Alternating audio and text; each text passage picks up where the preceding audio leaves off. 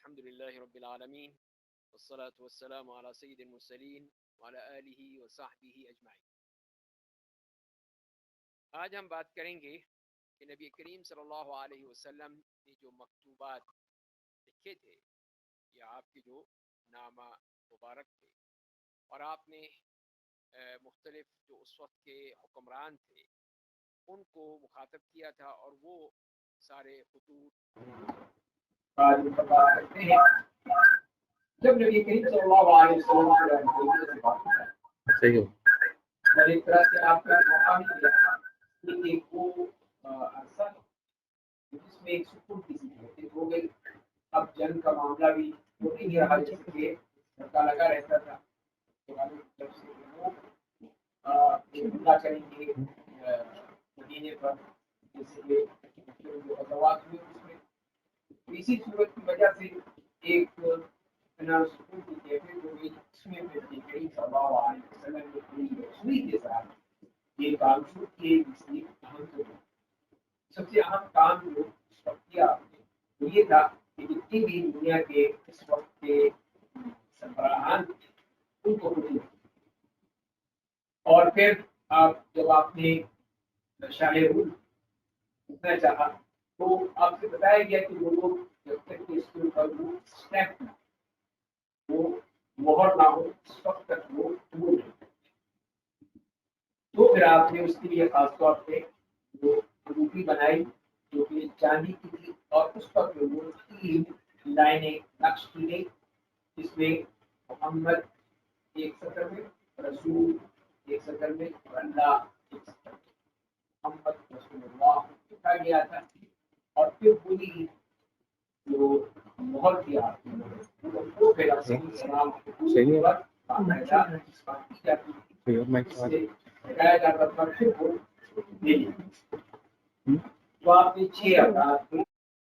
محرم میں 7واں سال تھا ہجرت کا اور اس وقت پھر آپ نے یہ 6 صحابہ کرام کو بھیجا تھا جو مختلف علاقوں میں تشریف لے گئے اور انہوں نے جا کر یہ خطوط ان بادشاہوں کو پہنچائے تھے. تو سب سے پہلے ہیں اس میں عامر ابن امیہ الضمری جن کو رضی اللہ عنہ نجاشی کی طرف بھیجا گیا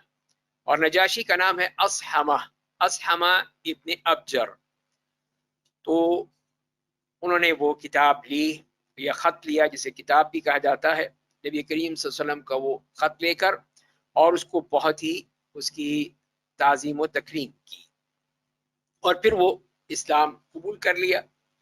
اور انہوں نے اس بات کی شہادت دی کہ جو کچھ بھی اس میں ہے وہ سچ ہے صحیح ہے اس کو قبول کر لیا. اور وہ اس لیے کہ وہ خود بھی ایک عالم شخص تھا انجیل کا علم رکھتا تھا اور پھر اس کی وفات پر نبی کریم صلی اللہ علیہ وسلم نے غائبانہ نماز جنازہ ادا کی. یہی اسی بات کی دلیل تھی کہ وہ ایمان لے آئے تھے. لیکن اس میں فرق صرف یہ ہے کہ جیسے کہ اکثر مورخین نے لکھا ہے کہ یہ دونوں الگ الگ شخصیت ہیں. نجاشی تو لقب ہے جیسے کہ فرعون ہے ہرقل ہے اور دوسرے اس طرح کے القاب ہوا کرتے تھے کسی خاص علاقے کے بادشاہ کے لیے. اسی طرح یہ نجاشی بھی لقب ہوتا تھا حبشہ کے جو بھی بادشاہ ہوتا تھا اس کے لیے استعمال کیا جاتا تھا. تو اسی لیے یہ کہا گیا کہ وہ جو اصحمہ جو جس کو خط لکھا گیا تھا وہ اور وہ اصحمہ یا وہ نجاشی جس کی آپ نے نماز جنازہ ادا کی تھی دونوں مختلف لوگ ہیں اور وہ الگ الگ ہیں. تو اسی لیے پھر وہ نبی کریم صلی اللہ علیہ وسلم نے جو ان میں سے مسلمان تھے ہو گئے تھے ان کی نماز جنازہ ادا کی. اور اسی طرح پھر حدیث سے بھی یہی بات معلوم ہوتی ہے کہ انس فرماتے ہیں کہ نبی کریم صلی اللہ علیہ وسلم نے کسرا قیصر نجاشی اور اس وقت کے ہر جو بھی بڑے اس قسم کے بادشاہان تھے ان سب کو خط لکھے تھے اور ان کو اللہ تعالیٰ کی طرف دعوت دی تھی دین کی طرف بلایا تھا. اور اسی میں آتا ہے کہ وَلَيْسَ بِالنَّجَاشِيَ الَّذِي صَلَّى عَلَيْهِ رسول اللہ صلی اللہ علیہ وسلم اور یہ وہ نجاشی وہ نہیں تھا جس کی آپ نے نماز جنازہ ادا کی تھی. دوسری شخصیت جن کو آپ نے بھیجا وہ ہیں دحیہ ابن خلیفہ الکلبی رضی اللہ تعالیٰ عنہ جو کہ قیصر ملک روم شاہ روم جو قیصر جن کا لقب تھا اور نام تھا اس کا ہرقل، اور اس نے بھی بہت ہی عزت و تکریم کی، اور لیکن اسلام قبول نہیں کیا، اس کی قسمت میں نہیں تھا، تو اسلام نہیں قبول کر سکا۔ اور جیسے کہ احادیث سے بھی یہی بات معلوم ہوتی ہے کہ اس نے چاہا کہا بھی لیکن نہیں ہو سکا، جیسے کہ حدیث میں آتا ہے، ابن حبان نے یہ حدیث بیان کی ہے کہ انس بن مالک رضی اللہ تعالیٰ عنہ فرماتے ہیں کہ رسول اللہ صلی اللہ علیہ وسلم نے فرمایا ہے، بلکہ آپ نے صحابہ کرام سے کہا کہ کون ہے جو میرا خط لے کر قیصر کی طرف جائے اور اس کے لیے جنت ہے، جنت کا وعدہ کیا آپ نے۔ تو ایک شخص نے کہا کہ اگر وہ قبول نہ کرے، تو آپ نے فرمایا کہ اگر وہ قبول نہ کرے تب بھی کیا حرج ہے، تمہیں تو لے جانا ہے، خط دینا ہے۔ تو وہ پھر قیصر جو بیت المقدس میں جات آیا کرتا تھا، وہاں سے اپنے جو اصل ان کا پایا تخت تھا اس سے، تو وہاں پہ اس کے لیے خاص طور پہ وہ کارپٹ بچھایا جاتا تھا، قالین ہوتا تھا، جس پہ صرف اور صرف وہی قدم رکھتا تھا اور کوئی اس پر قدم رکھ نہیں سکتا تھا۔ تو جب یہ خط لے کر آئے ہیں، وہاں پر پہنچے ہیں، تو انہوں نے پھر اس پہ اسی ہی کارپٹ پہ وہ خط جو تھا وہ رکھ دیا، اور پھر پیچھے ہٹ گئے، اور وہ پھر خط جو ہے وہ قیصر کے سامنے رکھ دیا گیا تاکہ وہ اس کو پڑھ لے۔ تو قیصر نے پوچھا کہ یہ خط کون لایا ہے، کس نے یہ خط رکھا ہے یہاں پر؟ تو انہوں نے کہا کہ یہ میں نے رکھا ہے۔ تو انہوں نے کہا ہے تمہیں امان ہے، آؤ قریب آؤ۔ پھر وہ قریب آئے اور ان سے بات چیت وغیرہ ہوئی جیسے عموماً ہوا کرتی ہے۔ تو پھر قیصر نے اپنے جو محل کے سارے دروازے بند کر دیے، اور پھر اس نے ایک اعلان کروایا اور کہا کہ قیصر نے محمد صلی اللہ علیہ وسلم کی اتباع قبول کر لی ہے اور اپنی نصرانیت یعنی عیسائیت کو چھوڑ دیا ہے۔ تو ایک دم ایک طرح سے یوں کہہ لیجیے کہ ہلچل مچ گئی، اور یہاں تک کہ اس کی فوج کے لوگ جو ہیں وہ وہاں پر آ گئے اندر اور اس کا گھیراؤ کر لیا۔ تو اس نے پھر رسول اللہ صلی اللہ علیہ وسلم کے جو نمائندے تھے، جو آپ نے جن کو بھیجا تھا، ان سے کہا کہ تم نے دیکھا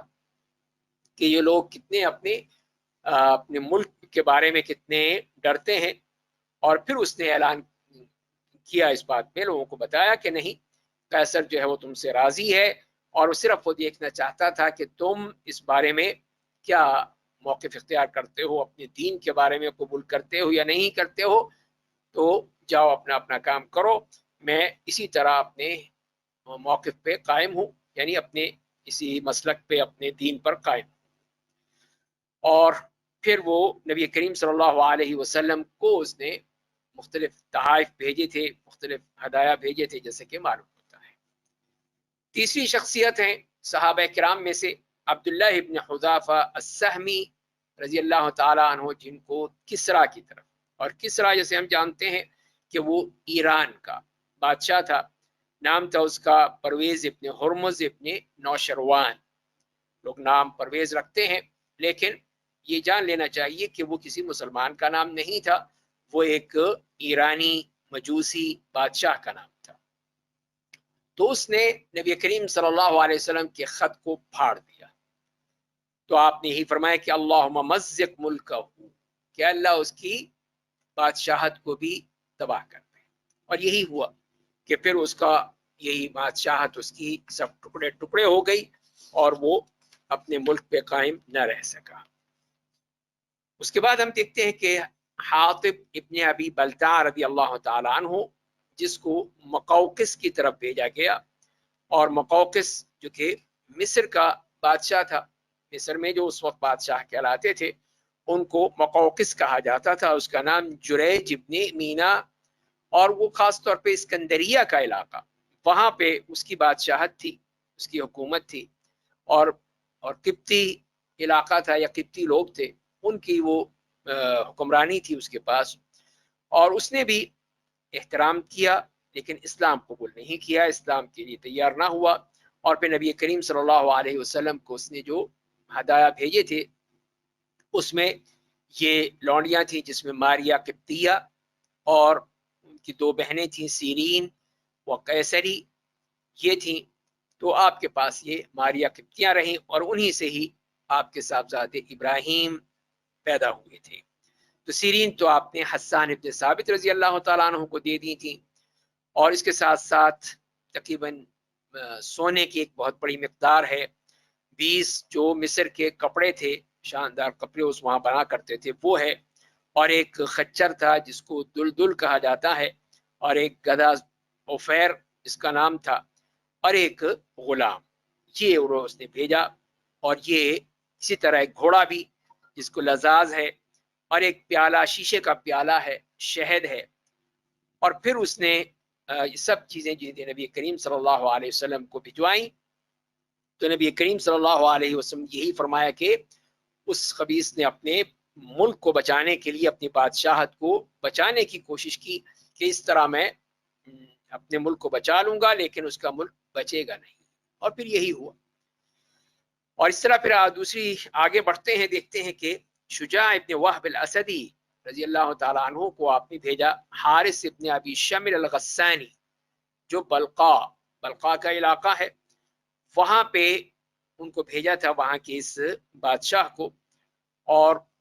وہاں پہ انہوں نے وہ خط ان تک پہنچایا ہے۔ کیا اس کی تفصیل ہے وہ ہمیں نہیں مل سکی۔ اور اسی طرح سلیط ابن عمر رضی اللہ تعالیٰ عنہ کو حوضہ ابن علی الحنفی یمامہ وہاں بھیجا تھا، تو اس نے عزت و اکرام کیا اور کسی قسم کی کوئی غلط بات نہیں کہی اور اسلام قبول نہیں کیا، لیکن اس کے ساتھ ساتھ ثمامہ ابن اثال الحنفی اسی علاقے کا ہی ایک اور حکمران تھا، لیکن اس نے اسلام قبول کر لیا۔ تو اس طرح یہ وہ لوگ ہیں جن کو ایک ہی دن آپ نے خطوط بھیجے تھے اور ان صحابہ اکرام کو بھیجا تھا۔ اس کے علاوہ جو آپ نے بھیجے حضرت عمرو بن العاص رضی اللہ تعالیٰ عنہ ہیں، سنہ 8 ہجری ذی القعدہ میں، وہ جعفر اور عبداللہ ابن، تو یہ دو ازدی وہ ہیں عمان کے علاقے میں، جلندی بھی کہا جاتا ہے ان کو، تو ان کی طرف آپ نے دعوت دین کے لیے حضرت عمرو بن العاص کو بھیجا، اور یہ دونوں مسلمان ہو گئے، اور پھر ان کو اسی طرح ان کی حکمرانی پر آپ نے رہنے دیا، اور انہی کو کہا کہ وہ جو صدقہ ہے، دوسری چیزیں ہیں، اس کے بارے میں وہ پھر انتظامات کریں، اور اسی طرح پھر یہ حکمرانی، یہ حکومت انہی کے پاس رہی یہاں تک کہ نبی کریم صلی اللہ علیہ وسلم انتقال فرما گئے۔ اور مزید ہم دیکھتے ہیں کہ علاء ابن حضرمی رضی اللہ تعالی عنہ، تو ان کو آپ نے بھیجا تھا منذر ابن ساوہ العبدی، جو کہ بحرین کا بادشاہ تھا، اور جیرانہ سے پہلے بحرین ان کو بھیجا، اور انہوں نے وہاں پہ ان کو خط پہنچایا، تو یہ بھی اسلام قبول کر لیا اور اسی طرح اس پہ قائم رہے۔ مہاجر ابن ابی امیہ المخزومی رضی اللہ تعالی عنہ، جن کو حارث ابن عبد کلال الحمیری یمن کے حاکم تھے، ان کے پاس بھیجا، انہوں نے کہا اچھا میں دیکھوں گا، صرف یہ کہہ کے ٹال دیا، کوئی بھی اس کا رد عمل نظر نہیں آیا۔ پھر آپ نے ابو موسیٰ الاشعری معاذ ابن جبل رضی اللہ تعالی عنہما کو یمن بھیجا تھا جب آپ تبوک سے واپس آئے تھے، اور ان کا وہاں پہ اصل مقصد دعوت دین تھا، دعوت دین کے لیے۔ اور اسی طرح پھر آپ نے حضرت علی ابن ابی طالب رضی اللہ تعالی عنہ کو بھی بھیجا، اور وہ بھی وہاں یمن گئے، وہ بھی دعوت دین اور جو وہاں کی انتظامی ضروریات ہیں اس کو پورا کرنے کے لیے، اور حجۃ الوداع کے موقع پر پھر وہ واپس آتے ہیں، جیسے کہ سیرت میں موجود ہے۔ اسی طرح آپ نے جریر ابن عبداللہ البجلی رضی اللہ تعالیٰ عنہ کو ذل اور ذی عمر، یہ بھی بظاہر یمن ہی کے علاقے کے لوگ تھے، ان کو اسلام کی دعوت دی، ان کی طرف بھیجا ان کو، اور انہوں نے اسلام قبول کر لیا، اور نبی کریم صلی اللہ علیہ وسلم کا انتقال ہوا تو جریر وہیں پر ہی تھے۔ اور اسی طرح آپ نے عامر ابن امیہ الضمری کو رضی اللہ عنہ، ان کو بھیجا تھا مسیلمۃ الکذاب کی طرف، اس کو خط بھیجا تھا کہ شاید وہ مان جائے اور اسلام قبول کر لے، لیکن اس نے نہیں کیا، بلکہ جیسے ہم پڑھتے ہیں کہ اس نے خود ہی اپنی نبوت کا دعویٰ کر ڈالا۔ اور آپ نے پھر فروہ ابن عمرو الجذامی کی طرف بھی بھیجا اور اس کو اسلام کی دعوت دی، اور تو فروہ اصل میں قیصر روم کی طرف سے حاکم تھا وہاں پر معان کے علاقے میں، معان کا علاقہ شام میں ہے. تو انہوں نے اسلام قبول کر لیا اور نبی کریم صلی اللہ علیہ وسلم کی طرف خط لکھا کہ میں مسلمان ہو چکا ہوں. اور پھر انہوں نے ایک خچر بھیجا تحفے کے طور پہ نبی کریم صلی اللہ علیہ وسلم کو ہدیہ کیا. اور اسی طرح اور بھی چیزیں تھیں جن میں ایک گھوڑا، ایک گدھا ہے، اور بھی کئی چیزیں جو تھی وہ نبی کریم صلی اللہ علیہ وسلم کو بطور تحفہ بھیجی. اس میں کپڑے بھی تھے، ایک وہ قبا تھی ریشمی جس میں عموماً ظاہر ہے کہ خالص ریشم تو آپ نہیں پہنتے تھے، لیکن جو اس کے صرف حاشیہ اگر ہے یا اس قسم کی چیز ہے تو وہ آپ قبول کر لیتے تھے. اور اسی طرح مسعود بن سعد کو انہوں نے جو ساتھ لے کر آئے تھے 12 اوقیہ چاندی بھی بھیجی. اور اسی طرح ہم دیکھتے ہیں کہ عیاش ابن ابی ربیعہ المخزومی ان کو خط دے کر حارث کی طرف بھیجا. اور مسروح نعیم ابن عبد کلال بن حمیر، تو یہ قبیلہ حمیر جو یمن کا قبیلہ تھا، ظاہر قبائلی علاقے تھے، مختلف قبیلے تھے، لوگ اس میں مختلف انداز سے بکھرے ہوئے تھے، اسی لیے الگ الگ ہر ایک کی حکمرانی تھی، ہر ایک کا حصہ تھا، ہر ایک کا اپنا ایک خطہ تھا جس پہ وہ حکومت کرتا تھا. تو اسی لیے پھر یہ مختلف انداز سے ان کو بھیجا گیا. تو یہ وہ شخصیات ہیں اور یہ وہ خطوط تھے جو نبی کریم صلی اللہ علیہ وسلم نے اس عرصے میں بھیجے جو کہ حدیبیہ کے بعد کا وقت ہے. اس کے بعد ہم دیکھتے ہیں کہ نبی کریم صلی اللہ علیہ وسلم کے مؤذن حضرات کون تھے. تو آپ کے مؤذنین کی تعداد 4 ہے. تو 2 تو مدینے میں تھے، جیسے بلال ابن رباح رضی اللہ تعالیٰ عنہ، اور وہ سب سے پہلے مؤذن ہیں جنہوں نے رسول اللہ صلی اللہ علیہ وسلم کے حکم پر اذان دینا شروع کی. اور دوسرے عامر ابن ام مکتوم القریشی ہیں، عامری نابینا صحابی تھے. تو یہ وہ ہیں جو کہ مدینے میں ہی آپ کے حکم سے اذان دیا کرتے تھے جب بھی آپ کہتے تھے. اور قبا میں سعد القرظ جو عمار ابن یاسر کے غلام تھے، ان کی وہ وہاں پہ اذان دیا کرتے تھے. مسجد قبا جب آپ نے ہجرت کے بعد آ کر بنائی تھی تو وہاں پہ یہ سعد القرظ کو وہاں پر مقرر کیا تھا. مکہ میں ابو محذورہ مؤذن ہے اور ان کا نام ہے اوس ابن مغیرہ الجمحی. اوس ابن مغیرہ الجمحی اور ابو محذورہ وہاں تھے. تو اس طرح پھر یہ ہمیں 4 نام ملتے ہیں. حضرت بلال ہیں، حضرت ابن ام مکتوم ہے، سعد القرظ اور ابو محذورہ. اس کے بعد آتے ہیں کہ آپ صلی اللہ علیہ وسلم نے جو اپنے زمانے میں مختلف جو گورنر مقرر کیے تھے، حکام مقرر کیے تھے، ان کی بھی کیا تفصیل ہے. تو جو علاقے ریاست مدینہ کے میں شامل ہو گئے اور اس کو انہوں نے قبول کر لیا، تو آپ نے پھر وہاں پہ اپنی طرف سے لوگ بھیجے ہیں جو وہاں پہ حکومت کرتے تھے نبی کریم صلی اللہ علیہ وسلم کے فرمان کے مطابق. اس میں ہم دیکھتے ہیں بادان ابن ساسان، تو ان کو نبی کریم صلی اللہ علیہ وسلم نے یمن بھیجا تھا، یمن کا حاکم مقرر کیا تھا کسرا کی موت کے بعد. جب کسرا مر گیا اور یہ علاقے جو تھے ایک طرح سے آزاد ہو گئے، یوں کہہ لیجئے، تو اس کی حکمرانی ختم ہو گئی. تو بازان ابن ساسان اور یہ مسلمانوں کی طرف سے یمن کے پہلے حاکم تھے. اور اسی طرح جو عجمی بادشاہ تھے ان میں سب سے پہلے بادشاہ بھی یہی تھے. اور ان کے وفات کے بعد پھر ان کا بیٹا آیا شہر ابن بازان، ان کو حاکم بنایا. صنعاء اور اس کے جو ارد گرد کے علاقے تھے ان کو قتل کر دیا گیا. تو ان کے بعد پھر صنعاء پہ خالد ابن سعید ابن العاص رضی اللہ تعالیٰ عنہ ان کو بھیجا گیا، ان کو حاکم بنایا گیا. اور آپ نے مہاجر ابن ابی امیہ المخزومی ان کو حاکم بنایا تھا. کندہ اور الصدف یہ 2 علاقے ہیں، وہاں کا حاکم مقرر کیا تھا. کا انتقال ہو گیا لیکن وہ جا نہیں سکے، تو ابو بکر رضی اللہ تعالیٰ عنہ نے ان کو پھر ان مرتدین کے قتال کے لیے ادھر ان کو بھیج دیا تھا. زیاد ابن امیہ الانصاری رضی اللہ تعالیٰ عنہ کو حضرموت کا علاقہ جو آج کل کا عدن ہے یا جنوبی یمن کا علاقہ، یہ حضرموت کہلاتا ہے، یہاں کا حاکم مقرر کیا تھا. حضرت ابو موسیٰ الاشعری رضی اللہ تعالیٰ عنہ کو زبید اور عدن اور ساحلی علاقہ جو تھا یہ بھی یمن کی طرف ہے. اور اسی طرح حضرت معاذ ابن جبل رضی اللہ تعالیٰ عنہ کو الجنت کا علاقہ ہے وہاں بھیجا. حضرت ابو سفیان صخر ابن حرب کو نجران کا علاقہ، یہ بھی یمن کی طرف ہے، اور ان کے صاحبزادے جو یزید تھے ان کو تیما کا علاقہ، اور عتاب ابن اسید رضی اللہ تعالیٰ عنہ کو مکہ میں حاکم مقرر کیا، وہ وہاں کے گورنر تھے. اور اسی طرح جو حج کے تمام معاملات ہوتے تھے اس پر انہی کی ڈیوٹی ہوتی تھی،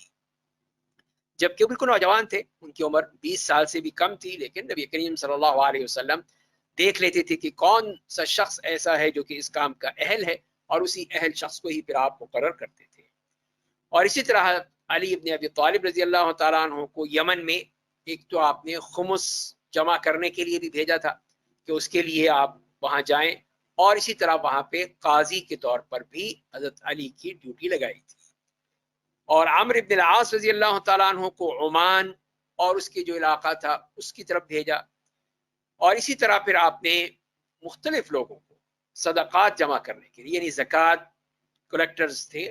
زکوٰۃ کو جمع کرتے تھے، وہاں سے لوگ لے آتے تھے، اور اس لیے کہ وہ ہر قبیلہ اس میں اپنی جگہ الگ ہوتا تھا اور لوگ بکھرے ہوئے ہوتے تھے، تو اسی لیے پھر اس کے لیے بہت سے لوگوں کو آپ نے ڈیوٹی لگائی کہ وہ مختلف قبائل میں جا کر اور یہ زکوٰۃ جمع کرتے تھے. اور پھر آپ نے سن 9 ہجری میں حضرت ابو بکر رضی اللہ تعالیٰ عنہ کو حج کے امیر بنا کر بھیجا کہ وہ حج کی قیادت کریں گے، اور آپ خود تشریف نہیں لے گئے اس لیے کہ آپ اگلے سال آپ کا پروگرام تھا. اور پھر ان کے پیچھے ہی حضرت علی کو بھیجا کہ وہ جائیں اور لوگوں پر سورہ توبہ کی تلاوت کریں، اس لیے کہ یہ سورت بعد میں نازل ہوئی، حضرت ابو بکر رضی اللہ تعالیٰ عنہ جا چکے تھے اور پھر یہ سورت نازل ہوئی. اور عربوں کا یہی طریقہ ہے کہ وہ جو بھی اس قسم کے کوئی بھی نوٹیفیکیشنز ہوتے تھے، اس قسم کے آرڈرز آتے تھے، تو وہ جب تک کہ حکمران یا حکومت کی طرف سے نہ آئے وہ قبول نہیں کرتے تھے. کسی کے کہنے پہ بات نہیں ہوتی تھی کہ فلاں نے کہہ دیا تو بات ہو گئی، نہیں، جب تک کہ کوئی حاکم ہے جس کے پاس جو حکمرانی ہے وہ یہ بات کہتا ہے تبھی وہ اس کی بات سنتے تھے. تو اسی لیے پھر نبی کریم صلی اللہ علیہ وسلم نے اپنا نمائندہ بنا کے حضرت علی کو بھیجا کہ آپ جائیں اور جا کر یہ اعلان کر دیں جو سورہ توبہ میں اللہ تعالیٰ نے احکام دیے ہیں. اور اس کے بعد یہ اعلان کر دیا گیا کہ اب اس سال کے بعد اب کوئی مشرک حج کے لیے نہیں آئے گا، کوئی برہنہ طواف نہیں ہوگا، اور جو جتنی بھی جاہلیت کی رسم و رواج تھے وہ سب ختم کر دیے گئے. اس طرح پھر یہ حضرت علی رضی اللہ تعالیٰ عنہ بعد میں گئے ہیں. اس کے بعد ہم دیکھتے ہیں کہ ایک اور حوالے سے نبی کریم صلی اللہ علیہ وسلم سے متعلقہ یہ افراد ہیں، یہ وہ لوگ ہیں جو نبی کریم صلی اللہ علیہ وسلم سے بہت ہی قریب تھے، بہت ہی ان کی آپ سے ایک تعلق تھا. اور ظاہر ہے کہ جب نبی کریم صلی اللہ علیہ وسلم کا ذکر آتا ہے تو جو بھی معاملہ ہو، جو بھی چیز ہو، جو بھی شخصیت ہو جس کا تعلق آپ سے ہے، تو ہماری محبت کا تقاضا یہی ہے کہ ہم اس کے بارے میں جانیں کہ وہ کون لوگ تھے جنہوں نے اتنا موقع ملا، نبی کریم صلی اللہ علیہ وسلم کا ان پر اعتماد تھا. تو اسی میں پھر نبی کریم صلی اللہ علیہ وسلم کے محافظ جو آپ کی حفاظت پر مامور تھے، اور اس میں ہم دیکھتے ہیں کہ سعد ابن معاذ رضی اللہ تعالیٰ عنہ غزوہ بدر کے موقع پہ وہ محافظ حفاظت کر رہے تھے. جب آپ کو جو عریش بنایا گیا تھا، یعنی وہ جو آپ کے لیے ایک اس طرح کی جگہ بنائی گئی تھی جہاں پہ آپ آرام کر سکیں، تو وہاں پہ آپ کی حفاظت پر مامور تھے. محمد ابن مسلمہ یہ غزوہ احد کے موقع پر آپ کی حفاظت پر ان کی ذمہ داری تھی. حضرت زبیر ابن العوام رضی اللہ تعالیٰ عنہ کی خندق کے موقع پر وہ آپ کے محافظ تھے. اور اسی طرح عباد ابن بشر رضی اللہ تعالیٰ عنہ، انہوں نے بھی یہ فریضہ سر انجام دیا. اسی طرح اور بھی کئی اس طرح صحابہ کرام تھے جو وقتاً فوقتاً یہی حفاظت کا فریضہ سر انجام دیتے تھے. لیکن جب یہ آیت نازل ہوئی واللہ یعصمک من الناس، اللہ تعالیٰ جو ہے لوگوں سے آپ کی حفاظت کرے گا، تو پھر آپ نے کہہ دیا کہ اب کسی کی ضرورت نہیں ہے. اور پھر آپ نے جو بھی صحابہ کرام تھے بھی تو ان سب کو آپ نے ہٹا دیا اور یہ کہہ دیا کہ اب مجھے اس کی کوئی ضرورت نہیں ہے. اور اسی طرح پھر آپ ہی کی فرمان پہ، آپ کے کہنے پہ بہت سے صحابہ کرام آپ کے جو انتظامی امور تھے ان پر ان کی ڈیوٹیاں تھیں، ان کے ذمہ داریاں تھیں، جیسے کہ حدود کا قائم کرنا ہے، کسی بھی قاتل کی گردن مارنی ہے یا اور اس قسم کی حدود کا نفاذ تھا، تو اس میں بھی صحابہ کرام کی ڈیوٹی تھی، جس میں جو یہ کام کیا کرتے تھے حضرت علی ابن ابی طالب ہیں، حضرت زبیر ابن عوام ہیں، مفداد ابن عمر ہیں، محمد ابن مسلمہ ہیں، عاصم ابن ثابت ابن ابی الاقلح اور ضحاک ابن سفیان الکلابی ہیں۔ تو یہ وہ صحابہ کرام ہیں جن کا یہ معاملہ تھا کہ وہ نبی کریم صلی اللہ علیہ وسلم کی جاری کردہ جتنے بھی آپ کی طرف سے وہ حدود ہوتی تھیں اور فیصلے ہوتے تھے ان کو نافذ کرنا ان کا کام تھا۔ اور اسی طرح ہم دیکھتے ہیں کہ قیس ابن سعد ابن عبادہ الانصاری رضی اللہ تعالیٰ عنہ، جو کہ نبی کریم صلی اللہ علیہ وسلم کے ایک طرح سے یوں کہہ لیجئے کہ وہ اس وقت آئی جی پولیس تھے آج کل کے اس زبان میں، کہ وہ اس وقت تو جو شرطا کہتے ہیں یا پولیس کہتے ہیں اس کے سربراہ تھے، اور ان کے ذمے اس قسم کی جتنی بھی انتظامی امور لگائے جاتے تھے تو وہ قیس ابن سعد یہ سر انجام دیتے تھے۔ اور مغیرہ ابن شعبہ کو بھی دیکھتے ہیں کہ وہ حدیبیہ کے موقع پہ بھی وہ آپ کے سر پہ کھڑے ہو کے تلوار کے ساتھ کھڑے ہوئے تھے، اس میں بھی ہو سکتا ہے حفاظت کا پہلو بھی ہو، اور بھی جو بھی آپ کی طرف سے کوئی حکم ملے تو اس کو سر انجام دینا ہو۔ اس کے علاوہ جو پھر آپ کے جو کام تھے ان میں ہم دیکھتے ہیں کہ حضرت بلال رضی اللہ تعالیٰ عنہ، جن کا کام جتنی بھی آپ کے لین دین کے معاملات ہیں پیسے کے اور اس قسم کے جو معاملات ہیں وہ حضرت بلال کی ذمہ داری تھی۔ معیقیب ابن ابی فاطمہ الدوسی رضی اللہ تعالیٰ عنہ، جن کی ڈیوٹی انگوٹھی پر تھی، آپ کی انگوٹھی وہ تھی اس لیے کہ اس پر ظاہر ہے کہ آپ کا نامی نقش تھا، تو وہ پھر وہ اس طرح جب آپ جاتے بیت الخلاء جاتے تھے تو اس کو اتار جاتے تھے، تو اب ضروری ہے کہ اس کی حفاظت کے لیے کوئی شخص ہو، کہیں گم نہ ہو جائے، اور وہ ایک طرح سے ایک آپ کی ایک وہ سرکاری مہر بھی ہے کہ جو خطوط پر یا آپ کے فرامین پر اس کو مہر کو ثبت کیا جاتا ہے، تو وہ گم ہو جائے یا کوئی لے جائے تو اس سے پھر وہ نقصان بھی بہت بڑا ہو سکتا ہے، تو لہذا پھر اس کی حفاظت کے لیے حضرت معیقیب کی ڈیوٹی تھی۔ اور حضرت ابن مسعود رضی اللہ تعالیٰ عنہ، ان کا کام تھا آپ کی مسواک کے بارے میں دیکھنا، آپ کے چپل ہیں ان کے بارے میں، اسی طرح آپ کی جو بعض مرتبہ آپ کے گھر میں یا جہاں پہ بھی آپ بیٹھے ہیں وہاں پر جو بھی ہوتا تھا نگراں ہوتا تھا یا محافظ، اس کی بھی ڈیوٹی لگی ہوتی تھی تاکہ جو بھی ہو اجازت لے کر جائے آپ صلی اللہ علیہ وسلم کے پاس اور آپ اجازت دیں تو وہاں پہ رباح الاسود کا نام آتا ہے، انسا جو دونوں آپ کے غلام تھے، اور اسی طرح انس بن مالک ابو موسیٰ الاشعری رضی اللہ تعالیٰ عنہ، یہ بھی اسی طرح کی ڈیوٹیاں یا کام ان کو دیے گئے تھے۔ آپ کے جو شعراء تھے، شاعر خاص طور پہ اس زمانے میں بھی یہ طریقہ چلا آ رہا تھا، اور عربوں کے ہاں تو یہ چیز بہت ہی معروف تھی کہ ہر قبیلے کے شاعر ہوتے تھے جو کہ اس قبیلے کی مدح و ثنا کے لیے میں مصروف رہتے تھے، قصائد لکھتے تھے، پڑھتے تھے، اور ایک طرح سے وہ ایک ان کا جو ایک جنگی مقابلہ ہوتا تھا، ایک تو وہ جو میدان جنگ میں ہے، ایک وہ ہے جو اس طرح شعر و شاعری کے ذریعے، تو اسی حوالے سے پھر نبی کریم صلی اللہ علیہ وسلم کے بھی مخصوص شعراء تھے ان میں، اور یہ نہیں کہ وہ صرف نبی کریم صلی اللہ علیہ وسلم کی ہی دفاع کیا کرتے تھے بلکہ وہ پورے اسلام کا، اس دین کی دفاع کرنے میں سب سے آگے تھے، اور اس میں کعب ابن مالک، عبداللہ ابن رواحہ اور حسان ابن ثابت رضی اللہ تعالی عنہم، یہ صحابہ کرام جو کہ شعراء کے طور پہ معروف تھے، اور جس میں خاص طور پہ حسان ابن ثابت رضی اللہ تعالی عنہ کے بارے میں آپ نے ان کو بہت ہی حوصلہ افزائی کی تھی، اور یہ کہا تھا کہ تمہارے جو شعر ہیں یہ ان پر تیروں سے زیادہ جو ہیں ان کو تکلیف دیتے ہیں اور ان کو اس سے زک پہنچتی ہے۔ اسی طرح کعب ابن مالک رضی اللہ تعالیٰ عنہ، جو ان کے کفر اور شرک پر ان کو ہمیشہ رگیدتے تھے اور ان کے سے بتاتے تھے کہ تم جو اس قسم کی کفریہ حرکتیں کر رہے ہو اس کا کیا انجام ہوگا۔ اور آپ کے جو خطباء ہیں خطیب، ان میں جو نام آتا ہے وہ ہے حضرت ثابت ابن قیس ابن شماس رضی اللہ تعالیٰ عنہ، وہ ہیں کہ جو کہ اس طرح کی خطابت کے لیے مشہور تھے۔ اور اسی طرح جو ہدی خاں تھے، ہدی ہم جانتے ہی ہیں کہ وہ جب سفر میں جاتے ہیں تو اس میں سفر کی ایک طرح سے اکتاہٹ کو بھی ختم کرنے کا معاملہ ہوتا ہے،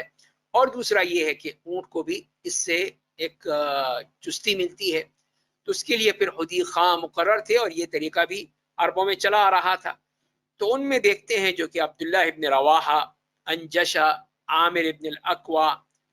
اور ان کے چچا تھے سلمہ ابن الاقوع رضی اللہ تعالی عنہم،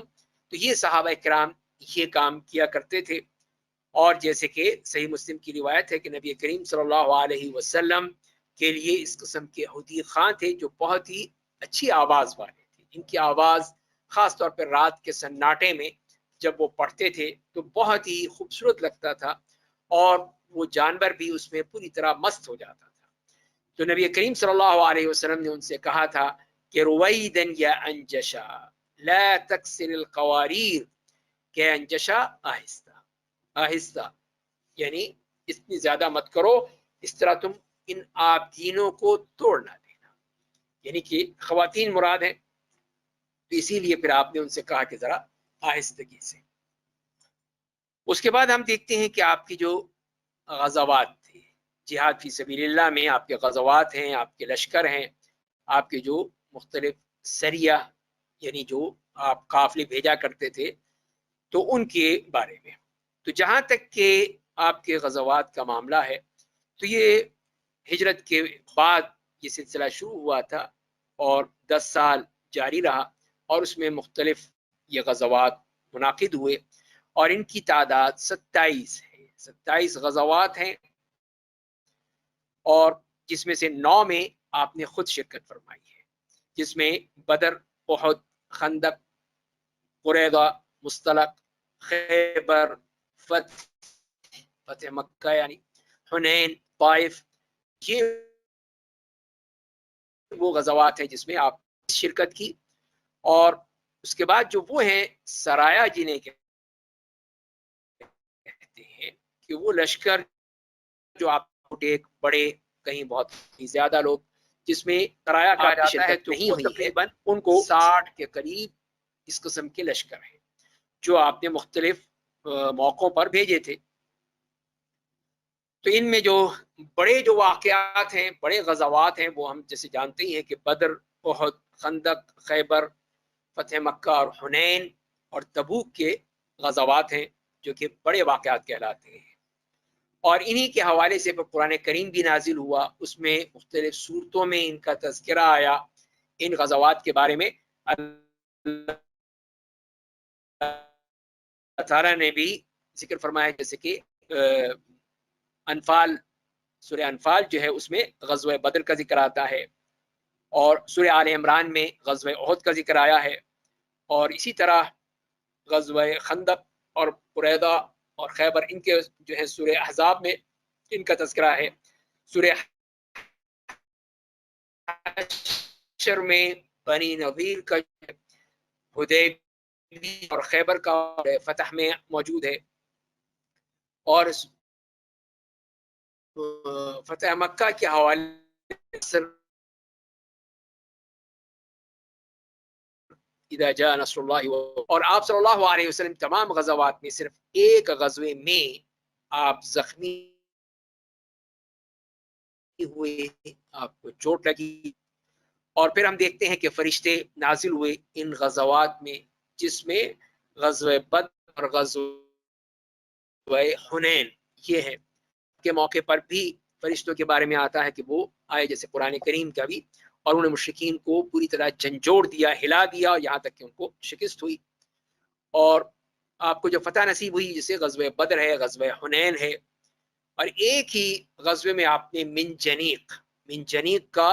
استعمال کیا، اور وہ غزوہ طائف ہے کہ جس کے ذریعے سے جو اس قسم کا انہوں نے اس وقت کی توپ کہہ لیجئے وہ بنائی تھی، جس کے ذریعے سے پتھروں کو پھینکا جاتا تھا، اور ایک غزوے میں آپ نے خندق کا استعمال کیا، خندق کھود کر اور اس میں محصور ہو کے پھر آپ نے جنگ کی جو کہ غزوہ خندق یا غزوہ احزاب ہے۔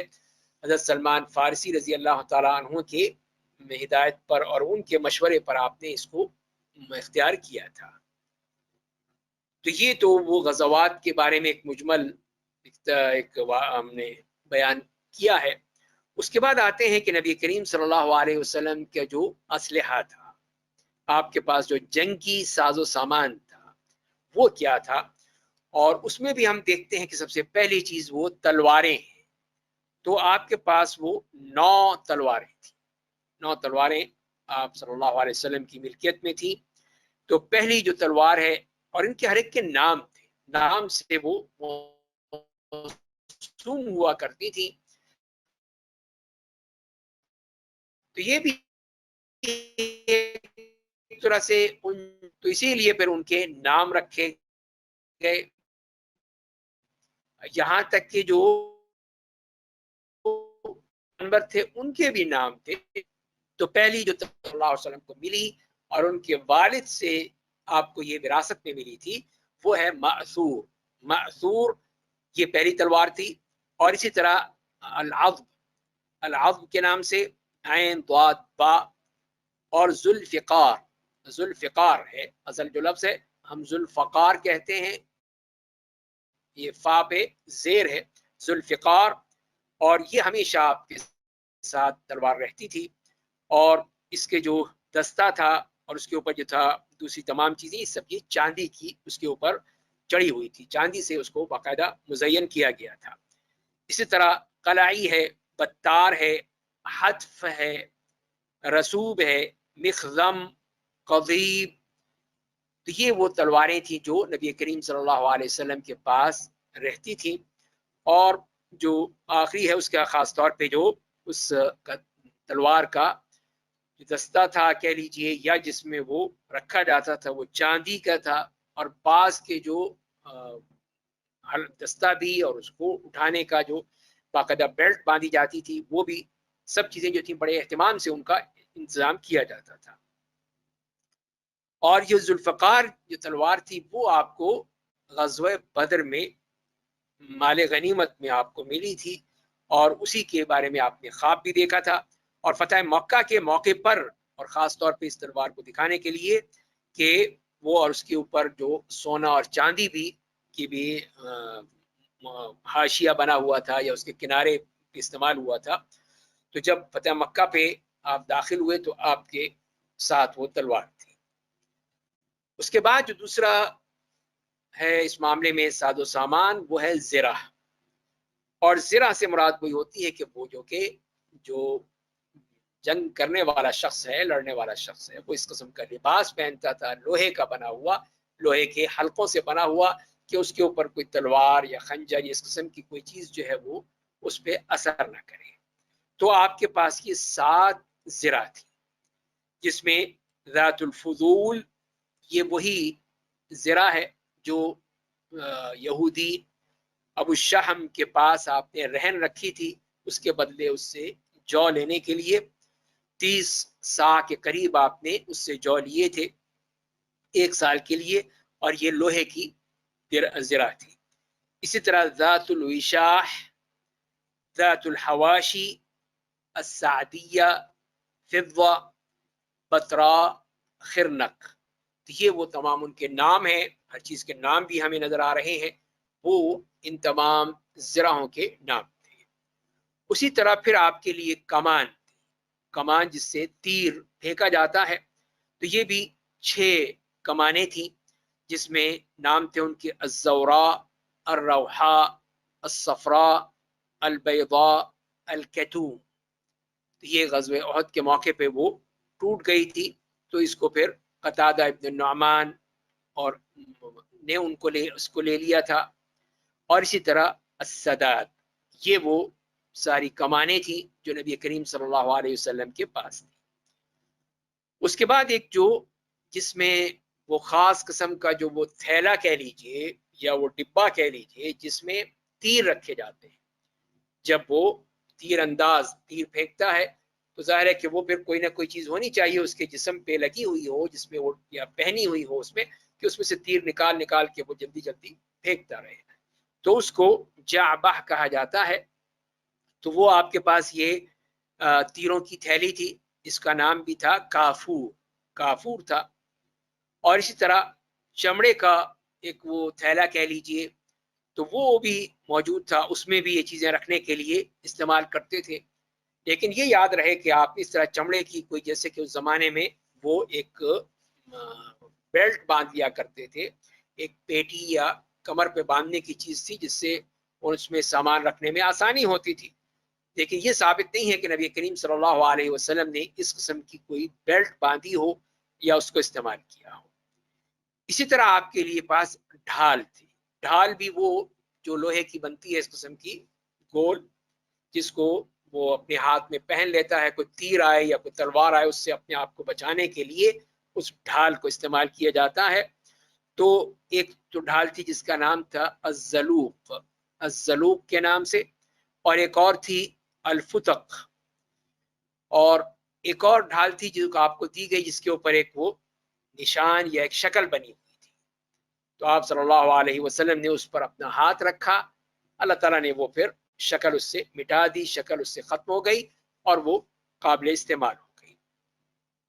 پھر اس کے بعد آپ کے پاس 5 نیزے تھے، نیزے جو کہ دور سے پھینکے جاتے ہیں، وہ 5 تھے۔ اس میں المثوی ہے، المثنی ہے، اور اسی طرح ایک برچھا بھی تھا نبعہ کے نام سے، کے نام سے، جو ذرا بڑا تھا، ایک چھوٹا تھا، اس کو انزا بھی کہا جاتا تھا۔ ایسا نیزہ کہہ لیجئے جو کہ ایک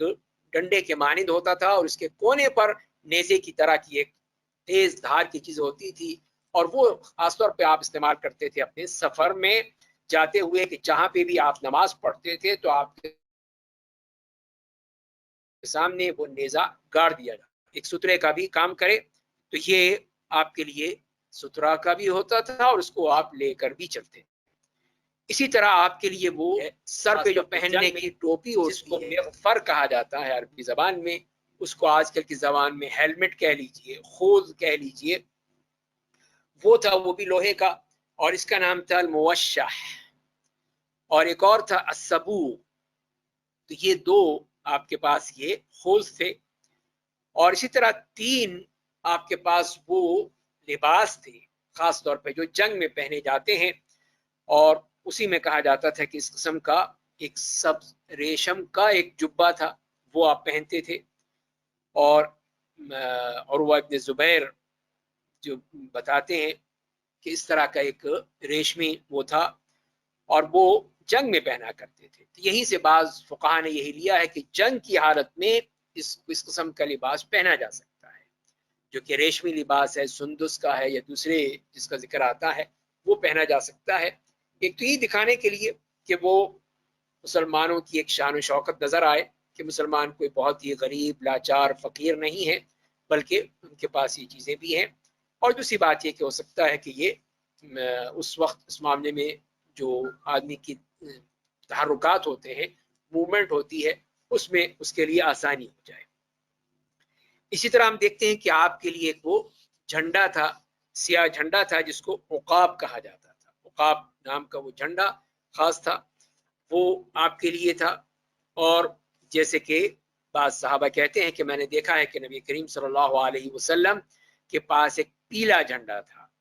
اور بعض سفید بھی تھے، اور اسی میں ہی یہ سیاہ رنگ کا بھی جھنڈا تھا۔ اور اسی طرح آپ کے لیے خیمہ نصب کیا جاتا تھا جس کو فسطاط، تو اس میں بھی ایک خیمہ تھا جس کو کن کا نام دیا گیا، الکن۔ اور پھر آپ کے لیے وہ ایک اور ایک ڈنڈا کہہ لیجئے جو کہ ایک بازو بھر لمبا ہے، یہ اتنا تھوڑا سا ہے، وہ آپ اپنے ہاتھ میں رکھتے تھے چلتے ہوئے، سواری کرتے ہوئے، اور پھر جب چلتے تھے تو پھر اپنے اونٹ کے اوپر اس کو ٹانگ لیتے تھے، اس کو کر لیتے تھے۔ اور اسی طرح ایک اور ڈنڈا تھا چھوٹا سائز کا، ارجون کہتے ہیں اس کو، وہ تھا۔ تو یہ ایک اور ڈنڈا جو ہے قضیب، اور نام تھا اس کا ممشوق، ممشوق اس کا نام تھا، جو آپ کے پاس رہتا تھا مختلف استعمال کے لیے، اور بعد میں خلفائے راشدین کو بھی منتقل ہوا، تو یوں کہہ لیجیے کہ حکمرانی کی علامت کے طور پر بھی ہم کہہ سکتے ہیں۔ اسی طرح جو آپ کا یہ سامان، یعنی جنگی ساز و سامان کے علاوہ جو دوسرے سامان ہیں،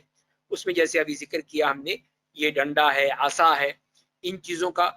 اسی طرح ایک پیالہ تھا جس کا نام تھا الریان، الریان نام سے، اور ایک اور پیالہ تھا جو کہ چاندی کی زنجیر سے بندھا ہوا تھا، یا اس میں زنجیر کے ذریعے سے اس کو اٹھایا جاتا تھا،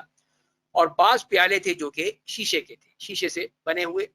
اور ایک پیالہ جو لکڑی کا تھا اور آپ کے پلنگ کے نیچے رکھا جاتا تھا کہ رات کو پیشاب کی ضرورت پڑے تو آپ اس کو استعمال کر سکیں۔ اسی طرح مشکیزہ تھا جس کا نام الصادر ہے، کا ایک بڑا برتن جس سے آپ وضو فرماتے ہو، وہ تھا آپ کے لیے۔ اور اسی طرح مخضب ہے، اور یہ پیالے کہہ لیجیے یا بڑے برتن جس میں پانی کہیں وضو کے لیے کہیں غسل کرنے کے لیے وہ استعمال کیے جاتے تھے، مختلف قسم کے تھے۔ اسی طرح پھر آپ کے لیے خاص یوں کہہ لیجیے ایک تھیلا یا بٹوا، اس میں کچھ چیزیں ہوتی تھیں جس میں خاص طور پہ آئینہ ہے، کنگھی ہے، اور کنگھی بھی آپ کی جو آج وہ جو کہتے ہیں کہ جو یہ ہاتھی دانت سے بنا ہوا وہ تھا۔ اسی طرح سرمے دانی ہے، وہ اس میں ہوتی تھی، اور رات کو جیسے کہ آپ اسمد سے